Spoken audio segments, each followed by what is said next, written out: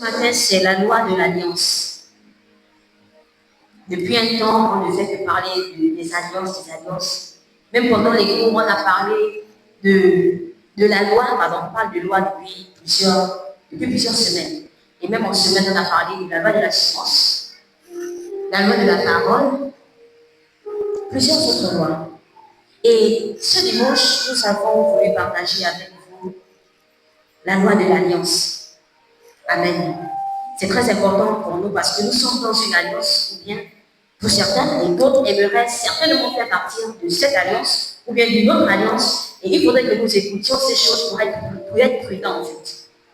Vous savez, souvent on va contracter des alliances, mais en fait, on n'est pas prudent parce qu'on va dans la précipitation, on va sans faire des recherches, et après, ce qui nous arrive devant, on est surpris. Amen. Et ce matin, notre devoir est de vous présenter un peu l'alliance et le contenu de l'alliance pour que nous ne soyons pas surpris. Pour que lorsque nous allons vouloir avoir une alliance avec quelqu'un, avec une entité, avec une entreprise, nous sachions plus ou moins qu'est-ce qui peut arriver, à quoi s'attendre. Amen. Ça peut bien nous servir dans le monde spirituel que dans le monde des affaires. Amen. C'est important. Alors ce matin, j'aimerais demander à toute l'assemblée d'être un peu plus concentrée. Notre verset de base, en fait, c'est un chapitre. C'est un chapitre. Je vais commencer par lire et je crois que je ne vais pas terminer parce que c'est quand même 60 et quelques versets. Donc je vais d'abord commencer par lire au début et après, je vais faire une petite synthèse. Alors nous allons aller dans Deutéronome chapitre 28.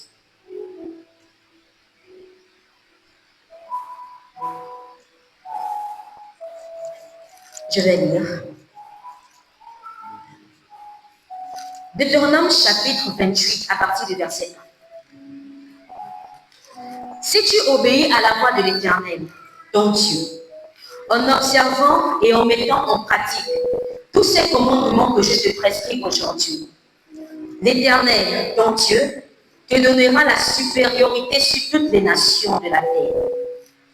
Voici toutes les bénédictions qui se répandront sur toi et qui seront ton partage lorsque tu obéiras à la voix de l'Éternel ton Dieu.